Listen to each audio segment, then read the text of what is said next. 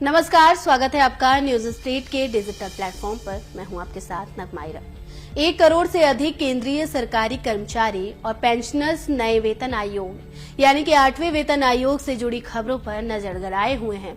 दरअसल 8वें वेतन आयोग के गठन की घोषणा इस साल जनवरी में की गई थी, लेकिन सरकार ने अभी तक पैनल के सदस्यों की नियुक्ति नहीं की है। अगले साल तक वेतन और पेंशन में संशोधन के लिए अपनी सिफारिशें पेश करने की उम्मीद है।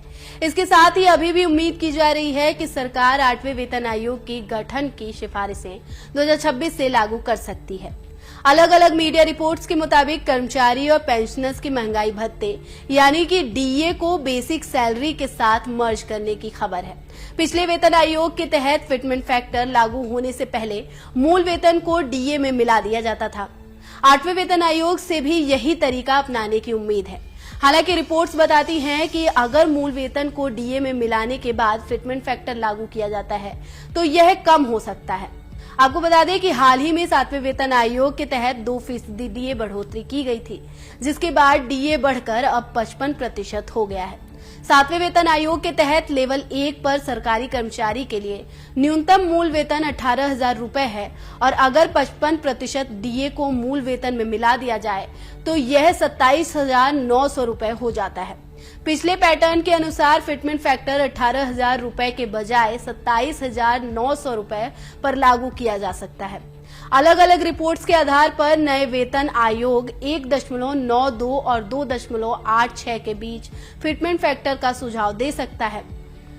इसलिए अगर 1.92 का फिटमेंट फैक्टर लागू किया जाता है तो वेतन 53,568 रुपए होगा। अगर फिटमेंट फैक्टर 2.57 है जैसे पहले था तो वेतन बढ़कर 71,703 रुपए हो जाएगा। अगर यह 2.86 है तो वेतन 79,794 रुपए हो सकता है। यानी जो कर्मचारी आज 18,000 रुपए के मूल वेतन पर काम कर रहे हैं, उन्हें भविष्य में 8वें वेतन आयोग लागू होने पर 53,000 रुपए से 79,000 रुपए तक का वेतन मिल सकता है। गौरतलब है कि 16 जनवरी को सरकार ने 8वें वेतन आयोग के गठन की घोषणा की और कहा कि पैनल के सदस्यों के नाम जल्द ही घोषित किए जाएंगे। हालांकि अभी तक सदस्यों के नामों का ऐलान नहीं किया गया है। साथ ही केंद्र सरकार की ओर से 8वें वेतन आयोग के लागू होने पर फिलहाल कोई आधिकारिक ऐलान नहीं की गई है, लेकिन माना जा रहा है कि 8वां वेतन आयोग 2026 की दूसरी छमाही में अपनी सिफारिशें दे सकता है।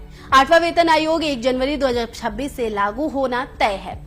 आपको बता दें कि 8वें वेतन आयोग के लागू होने से सरकारी खर्च में भारी बढ़ोतरी हो सकती है और इसका असर देश की अर्थव्यवस्था पर भी पड़ने की संभावना है।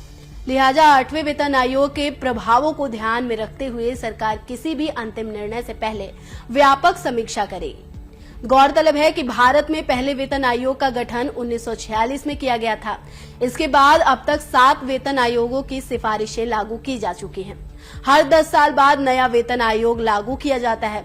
7वें वेतन आयोग का कार्यकाल 2026 में खत्म हो रहा है, इसलिए इस साल से भी 8वें वेतन आयोग की प्रक्रिया शुरू की जाएगी ताकि अगले साल इसे लागू किया जा सके। जानकारों की माने तो अगर 8वां वेतन आयोग लागू होने में देरी होती है तो कर्मचारियों पर इसका कोई असर नहीं पड़ेगा। ऐसा इसलिए है क्योंकि देरी होने की स्थिति में सरकार सभी कर्मचारियों को जितना देर हुई है उसके हिसाब से एरियर भी देगी। फिलहाल इस वीडियो में मेरे साथ इतना ही। बाकी देश और दुनिया की तमाम खबरों से अपडेट रहने के लिए न्यूज स्टेट को सब्सक्राइब कर लें और वीडियो पसंद आई हो तो वीडियो को लाइक कर दें।